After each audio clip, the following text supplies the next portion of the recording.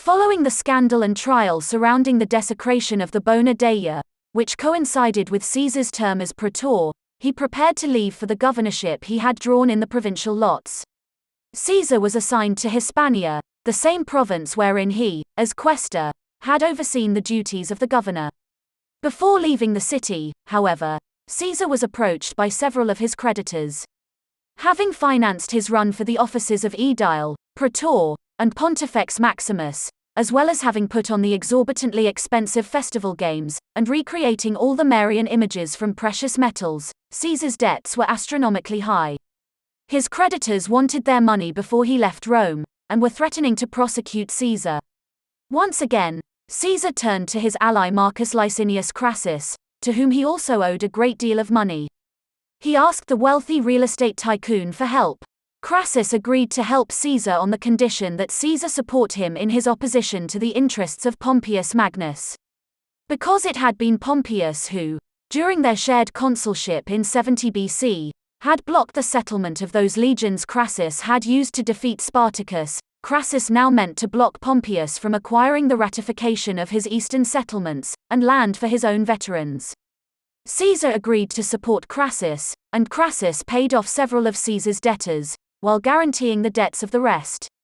With his creditors off his back, and a last-minute avoidance of debt prosecution, Caesar left for Hispania. While in Hispania, the Lusitanian tribes, allied with the Calaechi tribes, rose up in their continued rebellion against Rome. Two legions which had been created by Pompeius Magnus in 65 BC, the Legios 8 and 9, were permanently stationed in Hispania. But Caesar needed a third legion, and so he formed the 10th legion, which he called Equestrus. This legion contained only 3,500 soldiers and proved itself to be both brave, conquering all of Lusitania, and loyal, by hailing Caesar Imperator on the battlefield. By the summer of 60 BC, Caesar, who was approaching the end of his term as governor of Hispania Ulteria, planned for his return to Italy. He had spent the better part of his time in Hispania, campaigning against the Lusitani and Calaechi tribes of northern Spain, and for his efforts, had been formally awarded a triumph by the Senate. Although being awarded a triumph was a great honor, Caesar had even higher ambitions. It took a great deal of bribery, but Caesar was able to procure from the Senate a special dispensation which allowed him to run for the consulship 2 years before the legal age requirement. Riding high on his victory in Lusitania, Caesar didn't want the momentum of his success to wind down as he waited out the necessary 2 years to turn 42. This was technically against the rules, but Sulla had written in a provision which allowed candidates to make the request, requiring a Senate majority to pass. Caesar had acquired the necessary votes. Once he reached Rome, Caesar, like Pompeius, sat down outside the city, and waited for the Senate to decide the date of his triumph. But Caesar's opposition, from Cato and the ultra-conservatives, used the situation to their advantage as they had done to Pompeius. They lobbied and debated to have Caesar's triumph pushed back until after the deadline to announce one's candidacy for the consulship. Just like Pompeius, Caesar, because he was an active general, was forbidden to cross the Pomerium without losing his imperium, and with it, his triumph.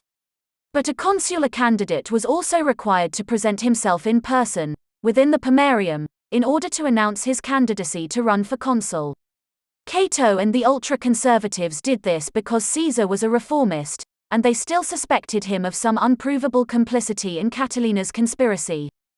Writing a letter to the Senate, Caesar inquired if there was a scheduling conflict. The Senate knew he intended to run for the consulship, which was the reason they'd voted to grant him his special dispensation to run early. He had left Hispania early in order to be present to announce his candidacy. If the Senate didn't want him to run for the consulship, then why had they granted him the dispensation? To Caesar, it seemed logical that there was merely a scheduling issue, which he hoped to work out. Considering Caesar had technically returned to Rome, he suggested the Senate grant him another dispensation which would allow him to announce his candidacy in absentia, from just outside the city walls rather than inside. The Senate declined this request. They had already allowed one dispensation for Caesar, they were not going to give him another. Cato and the arch-conservatives tied Caesar's triumph up in debates for some time.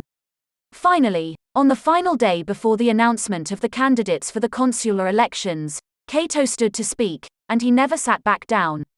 He talked, and talked, and talked. Cato filibustered the day away, until the Senate meeting had to be adjourned with absolutely nothing resolved surrounding Caesar's triumph or his candidacy. But Caesar got the message. The ultra-conservatives had sabotaged him. Marcus Calpurnius Bibulus, who had shared in Caesar's aedileship, and was now his enemy, had divorced his first wife and recently married Cato's daughter. With the full support of his new father-in-law, and the other ultra-conservatives, Bibulus was also running for consul. In response, Caesar did the unexpected, crossing the Pomerium, which instantly cost him both his imperium and his triumph. Caesar marched into the Forum Romanum and officially declared his candidacy. Just as when he ran for the aedileship, Caesar had a major plan to see to fruition, and this plan could not be abandoned for the ego boost of a triumph. For his run at the consulship, Caesar had arranged to campaign on a joint ticket with a man named Lucius. Since two consuls were elected each year, running together on a joint ticket was often done between amenable candidates with a common political plan. Caesar was the young and exceptional politician, running as a reformer. Lucius was a wealthy and moderate senator with no name recognition or charisma. Caesar needed Lucius to finance the campaign, and Lucius needed Caesar's charisma and platform to land the consulship. Lucius paid the bribes, while Caesar made the speeches and rallied the people. Lucius, unlike Caesar, was not a reformer, but he was a close friend to Cicero. Caesar desperately wanted Cicero's support, not only for his campaign, but for the upcoming year of legislation he meant to pass. And so, Lucius served not only as Caesar's piggy bank, but also as a peace offering extended to the more centrists within the Senate. As the campaigning time was nearing its end, it became obvious to the arch-conservatives that Caesar was the clear frontrunner. Since they couldn't do anything about the fact that Caesar would win, they decided to hinder him another way. Before the winners of every consular election were announced, the Senate decided where the next two consuls would serve as governor, once their consular terms ended.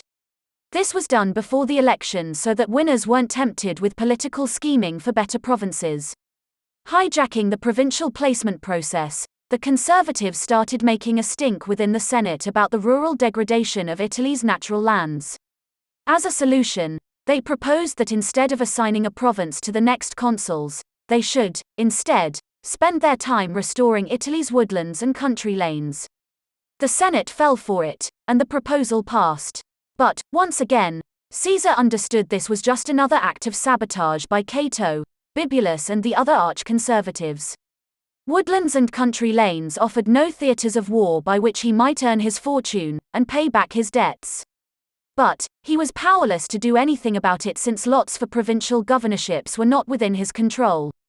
Yet, on election day, it was no surprise that Caesar, the new head of the Populares party, came in at the top of the polls.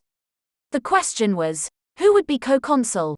The race for second place was between Bibulus, Cato's conservative son-in-law, and Lucius, Caesar's uncharismatic piggy bank. In the end, the co-consulship went to Bibulus. This was a surprise to Caesar, since the plan was for Lucius to ride in on his coattails. For the arch-conservatives, however, Bibulus's winning of the consular election was a huge coup. From the very beginning, Bibulus's plan was to block Caesar on any new reform during his term.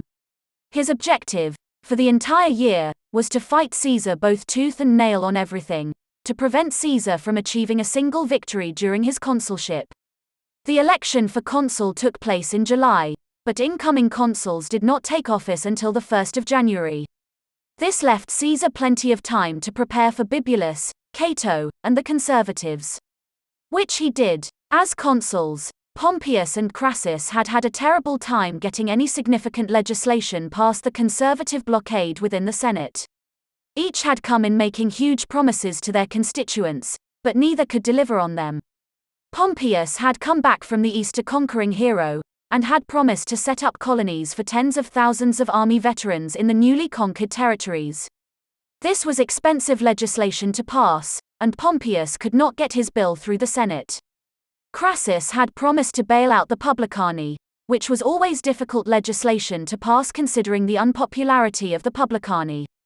It also did not help that Pompeius and Crassus had personal animosity toward one another, and were equally responsible for opposing the other's legislation. As a remedy, Caesar, once again, brought these two rivals together. If both Crassus and Pompeius backed his legislative agenda, Caesar promised that, as consul, he would do everything possible to pass the legislation Crassus and Pompeius had failed to get through the Senate. Although both were willing to go along with Caesar's plan, Pompeius, himself, needed some insurance. After all, Caesar and Crassus were longtime friends. Once Pompeius supported Caesar's big legislative agenda, what was to stop Caesar and Crassus from turning on Pompeius? Recognizing the vulnerability of Pompeius's position, Caesar came up with a solution. Although she was currently betrothed to someone with the name Servilius Caepio, Caesar offered Pompeius Magnus his only daughter, Julia, as a bride. Pompeius would have the insurance of being part of Caesar's family.